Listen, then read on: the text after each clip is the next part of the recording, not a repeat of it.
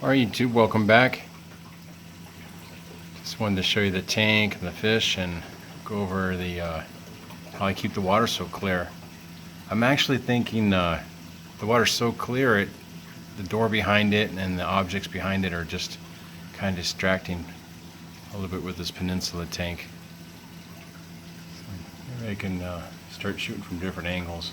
I'm always shooting from the end, which is the end of the peninsula.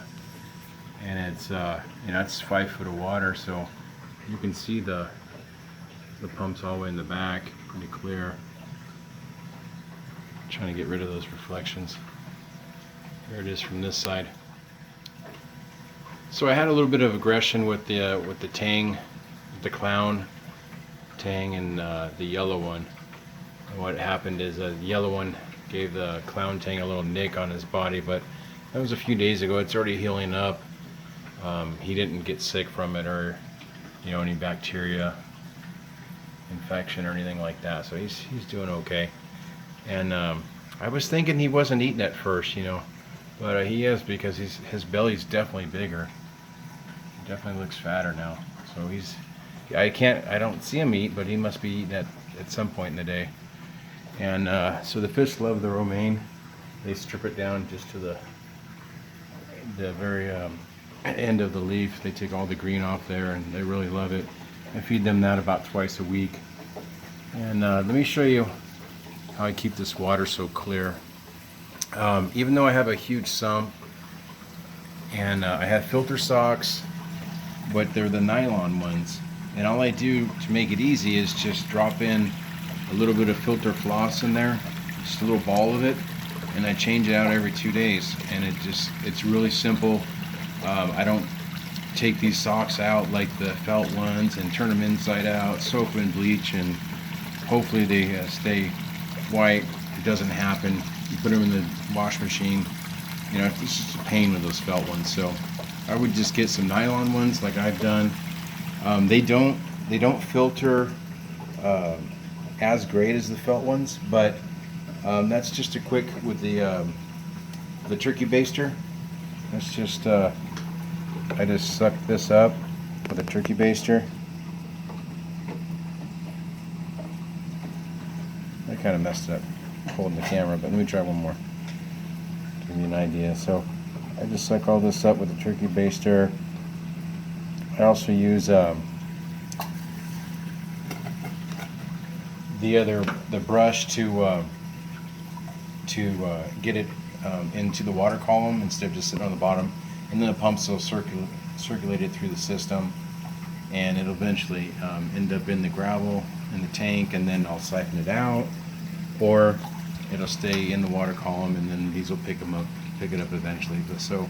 And a lot of that you see isn't really detritus. It's weird, the blocks breaking down a little bit, just the dust coming off the blocks. And so that's a lot of what that is. So if you don't have this big old sump like that and 4 socks to kind of keep the water pure, you can do the BRS reactor, and you just put FOSS in one of those chambers. So let me show you that real quick, how easy that is to change out. Alright, so here's the reactor. I'm going to turn it off. When I turn it off, it kind of drains the water down, and then let me pause it for just a second. I'll break it loose, and then it sucks out the water. So watch it drop a little bit, so nothing spills out. All right, so let me take it over to the sink. So that's how much garbage gets in there just within 3 days. Every 3 days it pulls out that much. So mechanical filtration is pretty good, and it keeps the water really clear. That's what I like about it. So let me put some new stuff in, and I'll show you. Okay, it's just going to be a softball size of the floss in there, and then I'm going to put it around the rubber hose and let that sit in the bottom. Alright, so I just packed it in there around the hose, and I'll put it back in here and I'll show you. So just put that up in there. I'm doing it with one hand, so make sure it's up in there. Hang on. Alright, so the hose just goes up in the center, and the inlet water comes in the front right there. So let me connect it real quick. It's just getting heavy. Hang on. Alright, so the way it comes in, now the reactor has an in and an out. So when I hooked it up, I just went with what it was marked, because right here's the in labeled on top, and the out is in the back. I just did it like that, but the hole on the in comes in right through and comes on the outside, and the out goes up through the center.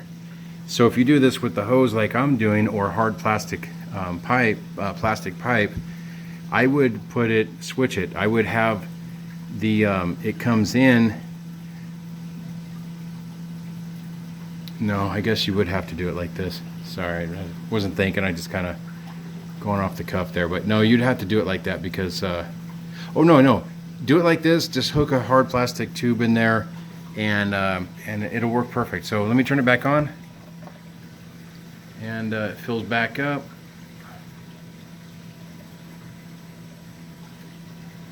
The water's coming in right in through the top, around the outside of the floss. Then it's going up. It's being forced through the center. You see how that's fresh water, and the salty water is going around it. So it's being forced up through the hose. As you see, you can see it really good right there. At least I can.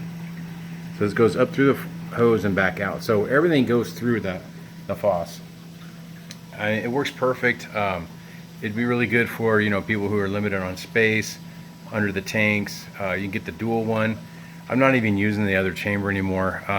Why I'm not using it is because I was thinking, you know, this thing gets dirty in 2 days. I just change it and that's it. But before I was thinking, you know, just do it on the weekends.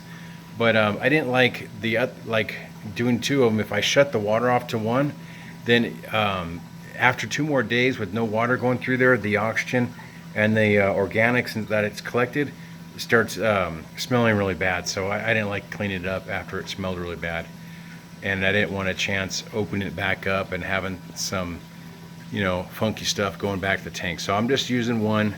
Probably that would be the best. Just use one, and then just keep changing out every 2 days. If you don't change it out, you know, after a couple days the water will slow down, but you know, that could be an issue. But you know, with everything else on the reef tank, you got to take care of it. And if you want to have crystal clear water, it's the way to go, you know. So I'll let you guys watch the fish, and I'll end the video with a